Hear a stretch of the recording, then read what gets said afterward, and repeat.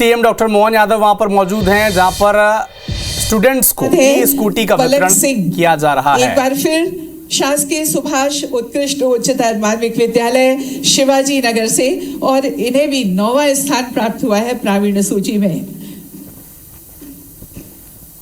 और ये दोनों विद्यालय में प्रथम स्थान पर रहे। दोनों को कुल 478 अंक प्राप्त हुए। बहुत बहुत बधाई, बहुत बहुत शुभकामनाएं। इसके बाद है सिद्धार्थ साहू शासकीय उच्चतर माध्यमिक विद्यालय गोविंदपुरा के छात्र हैं ये, और कुल 472 अंक इन्होंने प्राप्त किए। विद्यालय में पहला स्थान है। यहाँ पर इन्हें सम्मानित किया जा रहा है, स्कूटी की चाबी दी जा रही है। और इसके बाद है शासकीय कमला नेहरू उच्चतर माध्यमिक विद्यालय से रफत खान ने कुल 471 अंक प्राप्त किए। बहुत बहुत बधाई रफत आपको। और अगला नाम जो है वो है उषा मीणा का, मॉडल गांधी नगर विद्यालय से है ये। कृपया आ जाए यहाँ। उषा मीणा, इन्होंने 469 अंक प्राप्त किए। और आपकी जोरदार तालियां इनकी हौसला अफजाई कीजिए। उषा मीणा के बाद है सलोनी दांगी मॉडल हर्रा खेड़ा की छात्रा है ये, और कुल 461 अंक इन्होंने प्राप्त किए।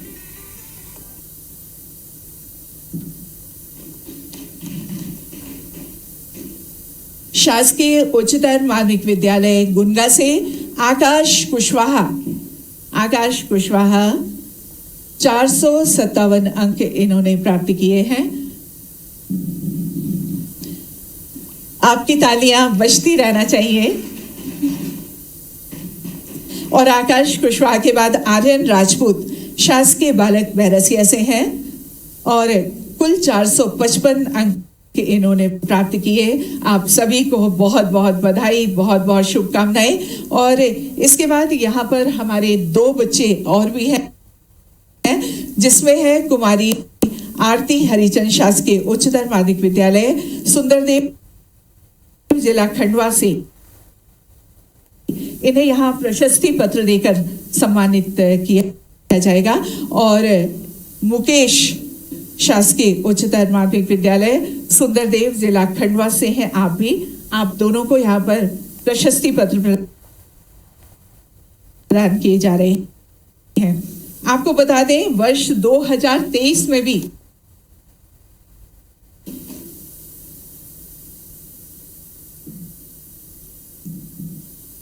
स्कूटी वितरण का ये कार्यक्रम हुआ था, जिसमें कुल 7,787 लाभार्थी थे, और आज 7,800 बच्चों को यहाँ स्कूटी वितरण की जा रही है पूरे प्रदेश में। आप सभी बच्चों को बहुत बहुत बधाई।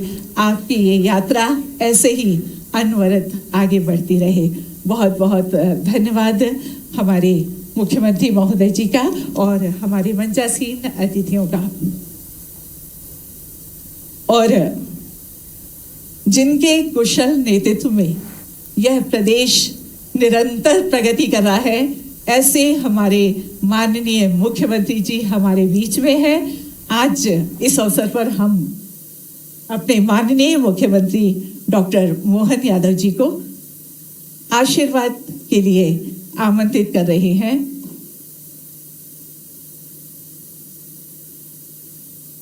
डॉक्टर मोहन यादव जी, आप सब बच्चों को आशीर्वाद देंगे और प्रदेश के सारे बच्चे भी उन्हें सुनेंगे। माननीय मुख्यमंत्री जी, आज के इस सबसे बहुप्रतीक्षित, उत्साह और उमंग से भरपूर, प्रतिभाशाली विद्यार्थियों के स्कूटी वितरण कार्यक्रम में मैं मंच पर विराजमान शिक्षा मंत्री माननीय उदय प्रताप सिंह जी, हमारे वरिष्ठ मंत्री ट्राइबल मिनिस्टर श्रीमान विजय शाह जी, हमारे पूर्व प्रोटेम स्पीकर रहे हमारे मित्र श्रीमान रामेश्वर शर्मा जी, माननीय विधायक हुजूर, और मध्य के विधायक माननीय भगवान दास सबनानी जी, महामंत्री दक्षिण के। मध्य में कौन है?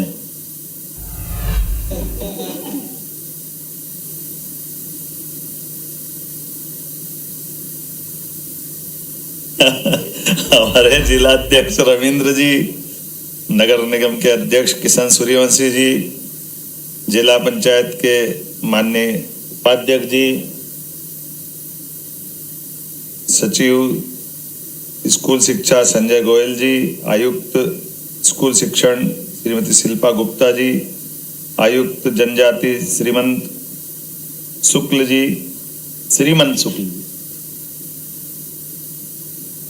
प्रतिभाशाली विद्यार्थियों के लिए स्कूटी का आज का देना, सच में मैं अभी एक एक करके सभी मित्रों से पूछ रहा था कि आपने कितने नंबर लाए, आपको आगे बनने का क्या मूड है, क्या आपका सपना है, क्या सोच रहे हो।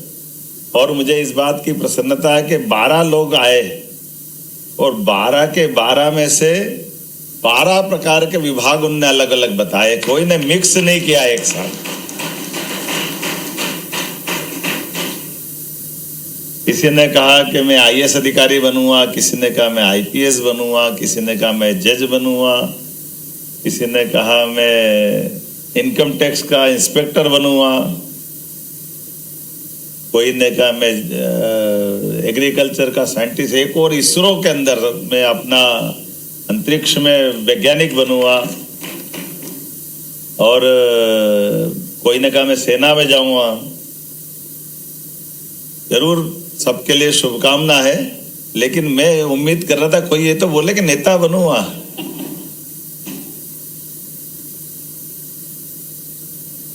ये मैं बड़ा मुश्किल है। मैं अब ये कठिन तो है, काम तो कठिन है, मंच पे ऊपर बैठ के तो कठिन बोलना ही पड़ेगा। बच्चों से पूछो कठिन है कि नहीं है, लेकिन ये हमारे लिए, इस लोकतंत्र के लिए, आज के समय के लिए विचारवान विषय तो है कि दुनिया का सबसे महान देश हमको बनाना है और दुनिया के अंदर भारत के गणतंत्र की छाप छोड़ना है। तो हमारे टैलेंटेड लोग भी अपने कामों के साथ, इसका मतलब क्या हुआ, प्रतिभा अगर है तो प्रतिभा के बलबूते पर हम चाहते क्या हैं। चाहने के लिए अगर हमारा दायरा देखें तो एक तो ये हो जाएगा कि मैं अपने जीवन में मेरी सुख सुविधाओं के लिए जो बेहतर से बेहतर हो जाए, मैं मेरे तक रहूंगा तो मेरी प्रतिभा के साथ न्याय करूंगा कि अन्याय करूंगा। ऐसे उदाहरण हमको देखना पड़ेंगे कि बड़ा टैलेंटेड व्यक्ति है, लेकिन टैलेंटेड होने के बाद भी अपने यहाँ मेरिट की बात आ रही, मान लो तो अभी तो ये मेरिट पे ही अपन बात कर रहे हैं, तो मेरिट में तो आप खतरे में जाओगे अगर मेरिट के अंदर जाओगे तो। मेरिट के उदाहरण बड़े डरावने भी हैं लेकिन अच्छे भी हैं। मेरिट में एक हमको दिखता है भगवान राम से जिसका झगड़ा हुआ, वो मेरिट में तो बहुत मजबूत था। क्या कमी थी उसमें? मानव सुख में ऐसा माना जाता है कि 10 सुख जीवन में जिसको मिल जाए उसका जीवन सफल। और 10 सुख में क्या क्या आते हैं? तो 10 सुख में पहला सुख निरोगी काया, मृत्यु तक शरीर वैसा का वैसा रहे। एक एक करके उनके जीवन के सारे सुख गिन लो तो धन, संपत्ति, पुत्र और सुयोग्य पत्नी, सारी चीजें हैं, लेकिन नैतिकता में कहा था वो। तो इसका मतलब है कि विचार का दूसरा रास्ता बनता है कि केवल मेरिट से काम नहीं बनेगा, मॉरलिटी भी चाहिए, नैतिकता भी चाहिए। और नैतिकता के बलबूते पर हमारे देश ने सदैव केवल योग्यता नहीं, योग्यता से बड़ी नैतिकता भी चाहिए। इसीलिए हमारे यहाँ छोटे से छोटे व्यक्ति ने, पन्ना धाय ने अपने बेटे को देश की आवश्यकता के हिसाब से। सबको मालूम है चित्तौड़ के अंदर एक बच्चे को, अपने सगे बच्चे को, अपनी नौकरी करते करते राजवंश के बच्चे के ऊपर खतरा आया तो बच्चा बदल करके सामने, अपनी आंखों के सामने उसकी हत्या होते देखने का उदाहरण हमारे अपने देश का है। बगल का चित्तौड़ है, राजस्थान के पास का।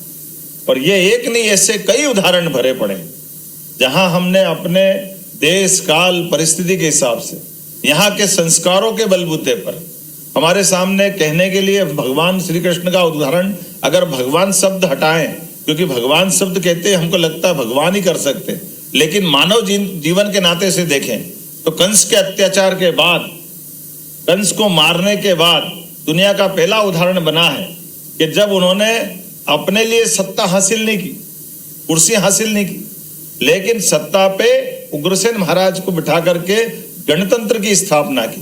2000 साल पहले विक्रमादित्य के जीते जी, सच्चे अर्थों में तो विक्रमादित्य का नाम विक्रमादित्य भी नहीं है, उनका नाम है सहसांक। और सहसांक नाम होते, उनका अपना नाम होते होते जो असंभव को संभव कर दे, उनके बारे में ऐसा कहा जाता कि असंभव को संभव करने में, अब आप बताओ उसमें टैलेंट लगेगा कि नहीं लगेगा? टैलेंट वाले तो करते हैं असंभव को। 97%, 99%, क्या क्या उदाहरण है। ये आपके जो उदाहरण है, तो जिसने विक्रम मतलब सुक्रम, तो कोई भी सुक्रम 1 2 3 4 गिनती तो कोई भी कर सकता है, लेकिन विरुद्धार्थी क्रम को सुक्रम में बदल दे, असंभव को संभव कर दे, उसका नाम विक्रम। और आदित्य वैसा आदित्य के समान है, इसलिए उनको उपाधि मिली विक्रमादित्य। तो उनका मूल नाम भूल के लोग जीवन भर उनको विक्रमादित्य कहते रहे। अभी ज्यादा पुरानी बात नहीं, 100 साल पुरानी बात करें, 1923 में आपके जैसे टैलेंटेड एक विद्यार्थी बढ़ते बंगाल से, जिसने अंग्रेजों की उस समय की सत्ता तो बहुत जबरदस्त रूप से थी, वर्तमान के पूरे एशिया के हिस्से से होते हुए दुनिया में उनका सूर्यास्त नहीं हो रहा था, लेकिन नेताजी सुभाष चंद्र बोस ने कहा कि हाँ, हम में टैलेंट है। क्योंकि ये हमको गाली बकते थे कि हिंदुस्तान वालों में दिमाग नहीं है, हिंदुस्तान वालों में समझ नहीं है, केवल अंग्रेज ही शासन कर सकते हैं, अंग्रेज की सत्ता से ही भारत का भला होगा। ऐसे में आईसीएस की एग्जाम होती थी उस समय, तो आईसीएस की एग्जाम में नेताजी सुभाष चंद्र बोस स्वयं शामिल हुए। शामिल होने के बाद उसमें प्रावीण्य सूची में आए, और प्रावीण्य सूची में आने के बाद उन्होंने नौकरी नहीं की, अपने प्रमाण पत्र को फाड़ के फेंक दिया। यह अंग्रेजों के मुंह पे जूता मारा उन्होंने कि यह हमारा टैलेंट है, लेकिन हम अपनी प्रतिभा के बलबूते पर,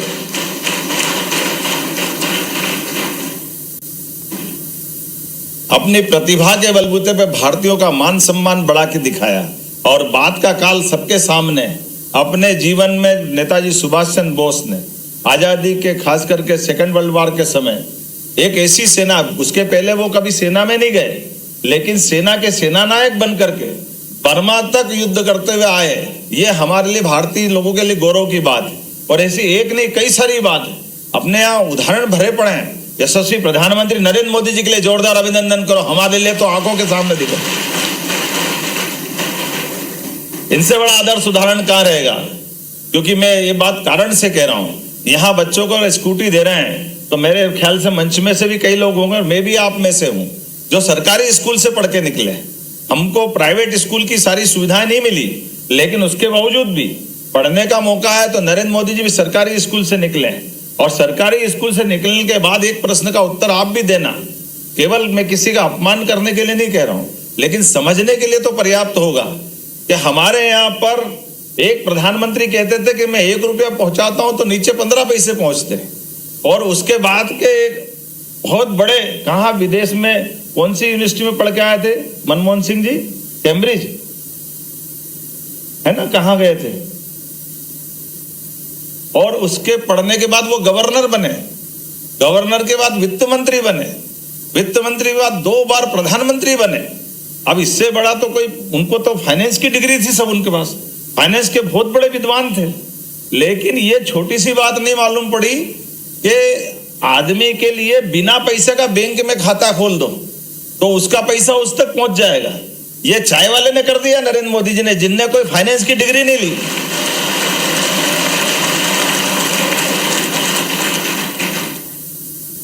अब हमारे सामने उदाहरण आ गए दोनों। एक और उदाहरण देता हूं, भिंड का। हमारे एक अधिकारी ने सुनाया बड़ा अच्छा किस्सा, संघ के अधिकारी ने। उनने कहा कि हमारे भिंड में एक परिवार के जानकारी जहां शाखा लगती थी उसके पास में एक परिवार था। तो परिवार में एक दूसरे के साथ में ये ध्यान में आता था कि दो पड़ोसी की बिल्कुल नहीं बनती थी, बहुत आपस में दुश्मनी जैसा हिसाब। अब दुश्मनी तो है, लेकिन एक दिन उस पड़ोसी के बच्चे की बारात जा रही, तो जिनकी बारात जा रही उसमें वो पड़ोसी जिससे झगड़ा वो भी अटैची लेके जाने के लिए तैयार। तो एक अधिकारी दूसरे जो रात दिन मोहल्ले में जानते थे, उन्होंने कहा ये क्या नाटक है, तुम्हारी तो इनसे बनती नहीं है, तुम इनसे इनकी बारात में कहाँ जा रहे हो। तो उन्होंने कहा इधर आओ, आप कहाँ तक पढ़े हो। उसने कहा मैंने MA करा है। बोले तुम पढ़े तो तुम गुणे नहीं हो, तुम अक्कल नहीं है साहब। बोले क्यों। बोले भाई ये हमारी लड़ाई चलती रहेगी, अरे हम तीसरे गांव जा रहे हैं तो इसकी इज्जत बढ़ाने के लिए मेरे को जाना पड़ेगा कि नहीं जाना पड़ेगा। ये संस्कार भारत के हैं।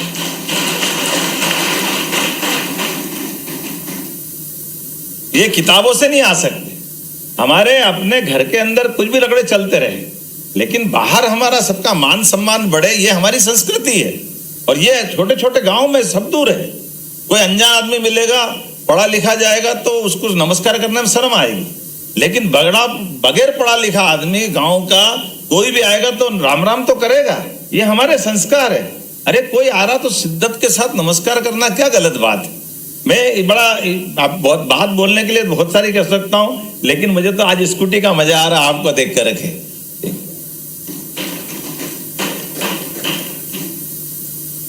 मैं मेरा अनुभव सुनाता हूं। मेरे घर के अंदर जब मैं 82 में पहली बार चुनाव लड़ा, तो हमारे साइंस कॉलेज में चुनाव में विद्यार्थी परिषद कभी जीतती नहीं थी। मेरे भैया ने कहा तुमको चुनाव लड़ाते हैं, तो मैंने कहा मैं चुनाव तो लड़ूंगा, जीतूंगा तो क्या दोगे। तो उन्होंने कहा मैं तुमको बुलेट दूंगा। तो उस समय बुलेट बड़ी बात रहती थी, बहुत 82 की बात है। तो हमने कहा मैं बुलेट तो लूँगा, और उसमें 5 रुपये पेट्रोल 5 रुपये लीटर था।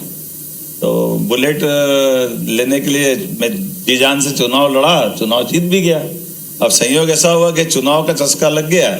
तो उसी समय उस समय हमारे टाइम PMT होती थी, तो PMT में मेरा सिलेक्शन हो गया। 2-1 महीने में इंदौर मेडिकल कॉलेज गया। फिर मैंने कहा अरे सब लोग कहने लगे कि यार सेकेंड ईयर में फिर प्रेसिडेंट लड़ाना बड़ी मुश्किल से तो तुम जीतते, 20 साल से कोई जीता ही नहीं था, तो एक बार तुमको फिर सेकेंड ईयर में प्रेसिडेंट लड़ा देते हैं।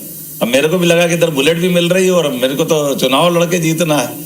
तो मैं वापस मेडिकल छोड़े आया, वापस BSc करने आ गया साइंस कॉलेज में। और साइंस कॉलेज में आके फिर सेकेंड ईयर में चुनाव लड़ा, प्रेसिडेंट बना, यूनिवर्सिटी प्रेसिडेंट बना। भैया ने कहा कि बिल्कुल तुम्हारे से, मैंने कहा कमिटमेंट है ना, चुनाव जीतोगे तो दोगे। तो मैंने कहा यार ये पुरानी का क्या करेंगे। बोले हटा इसको, पुरानी में तुमको दूसरी दिला देता हूँ। फिर उन्होंने बुलेट दी थी मेरे को एक और। तो फिर मालूम पड़ा, अपने को आनंद आ गया, हाँ ये ठीक है। अब अगली बार फिर फाइनल में पहुंचा तो मैंने कहा अब मैं तो जीत गया 2 बार, अब बाकी का क्या करूं। मतलब मेरी पार्टी जीतेगी तो फिर बुलेट दिलाओगे। बोले हाँ बिल्कुल दिलाऊंगा। तो मुझे इस बात की, जैसे ये जो अपना आनंद है, छोटा सा पुरस्कार है, लेकिन उसके बाद से 88 तक चुनाव चलते रही। मैं हर एक बार अपनी पार्टी को वहां जिताता रहा। भैया बराबर कमिटमेंट के साथ, पुरानी बिके ना बिके, नहीं तो बेच देते थे आराम से कि दूसरी दिला देते हैं, लेकिन नहीं बिकेगी तो भी दूसरी दिला देते कि तू चुनाव जीतता रहे, बाकी तो अपन सब देख रहे हैं, कोई झंझट नहीं। लेकिन सही बात आगे की बता रहा हूं, बुलेट तो मिल जाती थी, बाद में पेट्रोल में झंझट हो जाती थी, इतना पेट्रोल कौन भरा। बड़ा मुश्किल जाता था कि अभी पेट्रोल 5 रुपए लीटर, लेकिन 5 रुपए भी बड़ी बात है, तो सोच समझ के चलाना पड़ता था कि इतनी चलाएंगे, आएंगे जाएंगे, बाद में फिर रोज रोज तो पेट्रोल का पैसा दिक्कत आती है। लेकिन आप भाग्यशाली हो, इलेक्ट्रिक व्हीकल का मजा अलग है। आपको तो बिजली का बटन दबाना, दिन भर चलाना, लेकिन इतनी भी मत चलाना कि अपने लिए पढ़ाई से ध्यान भटक जाए। लेकिन आने वाले समय में, जो मैंने अभी स्टार्टिंग में क्या, मेरे को कोई एक भी आदमी ये कहते नहीं मिला कि मैं शिक्षक बनूंगा, एक भी कोई विद्यार्थी ये नहीं मिला कि मैं अच्छा किसान बनूंगा, एक भी कोई ये कहने नहीं निकला कि मैं नेता बनूंगा, एक भी कोई ये कहने को नहीं निकला कि मैं उद्योगपति बनूंगा। आप बताइए, ये लाइन भी उतनी महत्व की है। उद्योगपति, मैं अभी जापान गया था, जापान में एक जो अभी अपने आप बहुत अच्छी पैनासोनिक कंपनी है, पैनासोनिक की स्टार्टिंग जहां से हुई, उन्होंने जो कंपनी की शुरुआत की, आपका ध्यान है पैनासोनिक तो टीवी आए थे पहले, बहुत जबरदस्त, बहुत बड़ी कंपनी हो गई, लेकिन बहुत गरीब परिवार से उनने अपनी कंपनी की शुरुआत की। आज की स्थिति में उनकी कंपनी के अंदर लगभग 18 करोड़ लोग काम कर रहे हैं देश भर के अंदर। इतनी बड़ी कंपनी उनकी हो गई।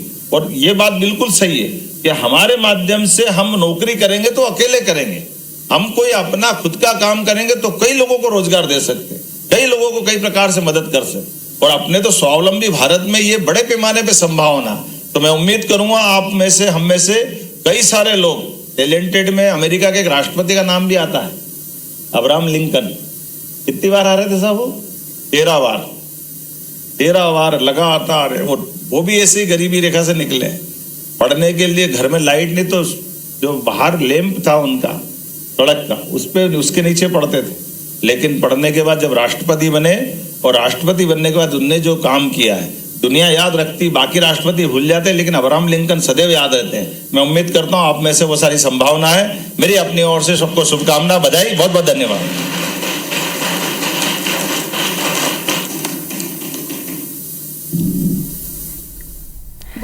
भोपाल से सीधी तस्वीरें आप देख रहे थे। सीएम डॉक्टर मोहन यादव ने कार्यक्रम को संबोधित किया। ई स्कूटी वितरण कार्यक्रम भोपाल में आयोजित किया गया, जहां पर सीएम डॉक्टर मोहन यादव के हाथों छात्रों को बड़ी सौगात मिली है। सरकारी स्कूल के छात्रों को ई स्कूटी बांटी गई है। 12th के टॉपर्स छात्रों को यहां पर ई स्कूटी का वितरण किया गया। सीएम डॉक्टर मोहन यादव ने खुद अपने हाथों से छात्रों को ई स्कूटी की जो चाबी है वो बांटी है और साथ ही उनसे बातचीत भी की। सरकारी स्कूल के छात्रों को ये बड़ी सौगात, 7,900 छात्रों को ई स्कूटी बांटी गई है और सीएम डॉक्टर मोहन यादव ने खुद इन सभी छात्रों को स्कूटी बांटी। मैं स्कूल शिक्षा विभाग एवं जनजातीय दूर दूर से इस कार्यक्रम में प्रदेश भर से छात्र पहुंचे हुए थे। सरकारी स्कूल के 12th के टॉपर्स के छात्रों को ये स्कूटी बांटी गई। इस दौरान सीएम डॉक्टर मोहन यादव ने कार्यक्रम को संबोधित भी किया। छात्र जीवन की कुछ बातें भी उन्होंने कही।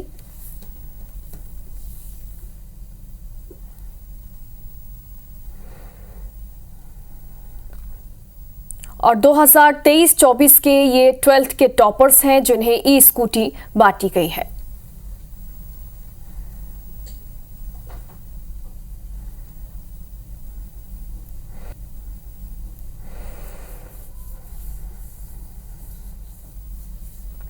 भोपाल में ये कार्यक्रम आयोजित किया गया है और आज मध्य प्रदेश के छात्रों को सीएम डॉक्टर मोहन यादव के हाथों ये बड़ी सौगात मिली है। और देखिए, इस दौरान उन्होंने छात्रों से भी बातचीत की।